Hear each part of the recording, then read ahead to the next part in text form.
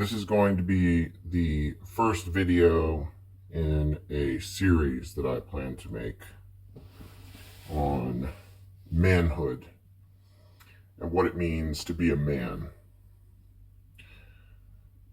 We've seen some recent issues around this subject, most notably the topic of toxic masculinity. And of course, it seems that recently everything associated with manhood, being a man, being male in general, is somehow labeled as toxic masculinity. Unless, of course, you decide to call yourself a woman, in which case you are suddenly a hero and you'll be on the cover of Time magazine as the Woman of the Year. Or you will suddenly be made a 4-star admiral, directly commissioned to 4-star admiral with no prior military experience, and put in charge of one of the branches of the United States military services. So apparently men are toxic, men are bad, men are evil, and the only way you can cleanse that evil from your body is by declaring that you are a woman. Of course, if you've been paying attention to any of these things in the political spectrum recently, then you probably will have noticed that there is a documentary out by Matt Walsh of the Daily Wire where he asks the question, what is a woman? And of course, no one can answer that. We've even seen a congressman ask a potential Supreme Court justice who has been confirmed now if she could define what a woman is. She herself is in fact a woman, but she could not give him a definition of a woman. So we have no idea what a woman is, but apparently declaring yourself to be a woman is the one way that you can cleanse yourself of your toxic masculinity in our modern culture today in the United States. And I think that is a horrible message to be sending to any of our children, especially to the young boys who will grow up to be the leaders of our society. We are sending them the message that they are evil, and the only way to cleanse themselves of that evil, the only way to become a hero, the only way to be someone who's celebrated in society is to reject their masculinity and to declare themselves to be a woman, despite the fact that we have no idea what that is. Now, there are those of us in society who are indeed following the old path, and we are maintaining the noble virtues. And we recognize that, in fact, men and women do exist, and we recognize the definition of men and women, and we recognize that it doesn't matter what these crazy woke people say. Society in human culture, as in every animal species around the entire planet, will always have males and females. We have men who impregnate people, and we have women who are impregnated. That will never change. It doesn't matter what you call yourself. There aren't 5,000 genders. And if you really want to go down the gender ideology road, then just be aware that you're lumping yourself in with a lot of bad people. And those bad people are mostly the kind of people who really enjoy hanging around playgrounds. I use this terminology because I'm not allowed to say the words on YouTube, or they will censor the video. So if you really, really enjoy hanging around playgrounds, then hang out with the gender ideologues. They're a great crew. Right? Other than that, we have men and women. And men have a specific role to play in society. Women, in the same fashion, have a specific role to play in society. And here we come to what is somewhat controversial. Men and women are not equal. What do I mean by that? Well, 2 and 2 are equal, right? 2 equals 2. To say man equals woman, that's not a true statement. Men and women are not the same. So in that respect, we are not equal. Now, we ask the question, should men and women be viewed equally under the law as human beings? Yes, absolutely, 100%. Men and women should be viewed equally under the law. They should be receiving the same protections.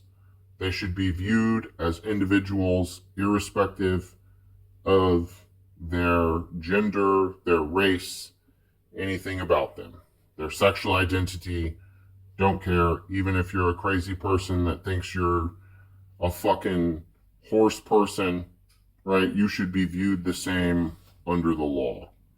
And that is where we are equal. But to say that men and women are equal in a social context is just not true.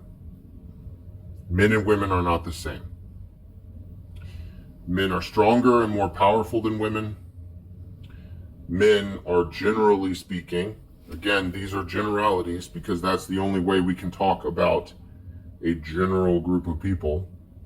Men are generally less emotional than women. Men are generally taller than women. Men are generally bigger than women. By the same token, women are generally more emotionally intelligent than men. Women are generally more nurturing than men. Women are generally better at caring for progeny than men. These are just general statements that are true about human men and women. And that is the way that it is. There's nothing you can do to change that. It's going to be that way. We've seen this on display in some of the Norwegian countries where where they have decided to make social projects where they fund people doing whatever they want. They create what they think is, I guess the best way to say it would be egalitarian. However, what they're trying to create is equality of outcomes. So they are trying to create a situation where women, despite whatever job they choose, end up making as much money as men. And that men, regardless of what job they choose, end up making as much money as women and having as much time off as women. And what they found is that they've created an even wider divide. They have seen even more men choose STEM fields, and they've seen even more women choose being stay-at-home moms or going into jobs such as teachers, nurses, etc., the jobs that involve people. And it makes sense because, as we know from every psychological study that's ever been done, Men are more interested in things, they are driven, and they are more interested in building and creating, and women are more interested in people, and they are interested in nurturing and creating social relationships. We need each other, right? This is not a negative thing towards women. This is just the way the world works. Men are meant to be the builders and creators of society, and women are meant to be the ones who create the nurturing structure that allows us to go out and build. Because a man cannot go and build if he does not have a social structure, right? So the women essentially are the glue that hold the structure together. The men are going out, they're killing things and bringing them home. They're going out and building a bridge. They're going out and pouring concrete. They're going out and working their knuckles to the bone, repairing cars. And the women are at home maintaining the relationships, nurturing the children, and making sure that we have a home to come back to. They're not equal because they're not the same. This is not 2 equals 2, right? They're different structures. They are different things, but they are both necessary and they are equal in importance. We couldn't just say we can do without the feminine influence. We can't. We need people who are feminine, who are willing to do those things, who are going to force us, because as I have often been, right? I don't want to go out and do those things. I don't want to be social. I don't want to deal with that. Like, that shit's not what I want. And then I have women in my life that are like, yeah, well, I get that you don't want to, but you fucking need to. And I'm like, okay. And my life is better for it, right? And then likewise, when there are situations where we need strength and we need determination and we need power and we need drive and we need someone who's going to go out and they're going to take their spear and they're going to go out in the woods and they're going to hunt the fucking lion. We need someone who's going to hunt the fucking lion. And it turns out that Black Widow is imaginary. And there is not a woman alive on the face of the planet that can take on 10 average, even average dudes, right? Much less 10 trained armed security guards. There's not a woman on the planet that can take on 10 average dudes in a hallway and just fucking wreck them in hand-to-hand combat. That's a fucking joke. It's imaginary, it's made up. Marvel does great with it because women like to look at it and be like, yeah, fucking hell yeah, sister. Girl power. Yeah, girl power. That's cool. Until you realize that it turns out that a lot of men are actually abused by women and they just don't say anything because we've trained them that that's something that they shouldn't deal with. And if they're dealing with it, then they're weak. That's our fault. That's toxic masculinity. Toxic masculinity is sitting back, being abused by a woman, and doing nothing about it. That's toxic masculinity.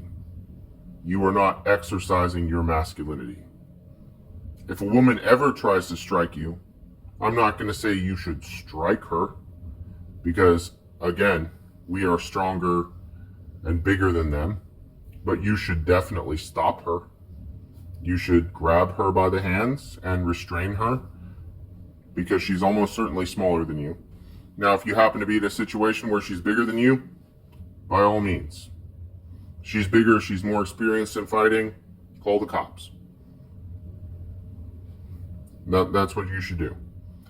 If she's smaller than you, grab her hands, stop her from hitting you, tell her, hey, if you keep doing this, I'm going to call the cops. We need to actually start reporting on the abuse that women are doing to men.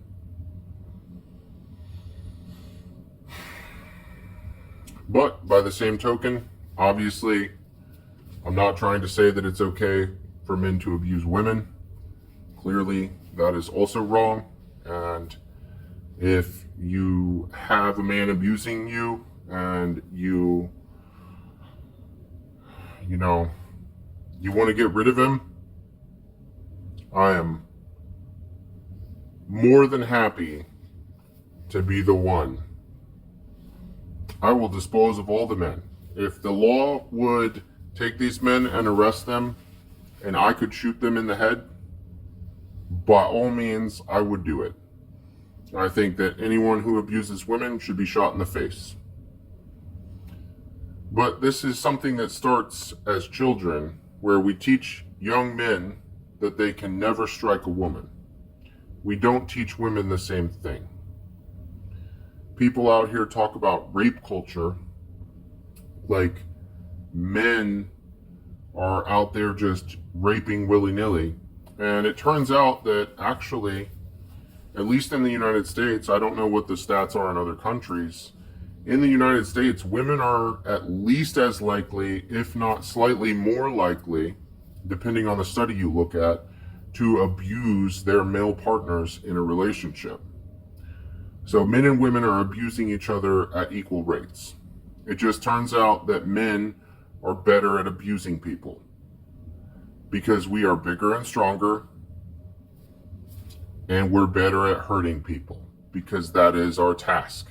Because men and women are not equal. We are built to hurt things and build things. And women are built to nurture things, grow things, and establish relationships. So women are just as likely, at minimum, to assault men, abuse men. Men are just better at it. If you don't like that, I'm sorry. If you don't like that, I don't know what to tell you other than maybe you should reassess your ideas of the equality between men and women. Maybe you should just accept reality and understand we're not equal, we are different, but we are both just as valuable. We are equally valuable, but we are not equal. Men and women have different purposes. They have different strengths, but they are both just as important to society. So then we find ourselves in this difficult place where we teach little boys that they can never hit a girl. Whoever said to a little girl, you can never hit a boy? Right? No one ever taught a little girl that. So we have boys growing up with the idea that they can never hit a woman. And that's what's allowing women to abuse men. Then we come out here talking about, oh, we have this rape culture. I don't know where people got the idea that we have some kind of rape culture, because we're not in sub-Saharan Africa where people are actually living in a culture of rape. We're not in the Middle East where women are literally treated like property. We're in the United States of America where women can walk around the streets protesting by pulling out their tits and saying, free the nipple, and then complaining that they're being treated like sexual objects. And yet they're going to tell us that we live in a rape culture. That's not rape culture. That's women being in a very entitled position, never being subjected to any kind of violence from a man, going out in the streets bearing their bodies, and then complaining. That doesn't make any kind of sense, right? We need to stop that kind of nonsense. We don't live in a rape culture. If we did, if the imaginary statistics that they make up, 1 in 5, or like the nonsense that you hear, like 1 in 5 women that goes to college is raped, why would you send your child to college? And then also that does bring up the question of, how do we have college campuses where there are 60% women? 60% of college graduates are women nowadays. So we're graduating mostly women. It's mostly women going to college. and somehow it's just the college campuses are just men just raping women all over the place.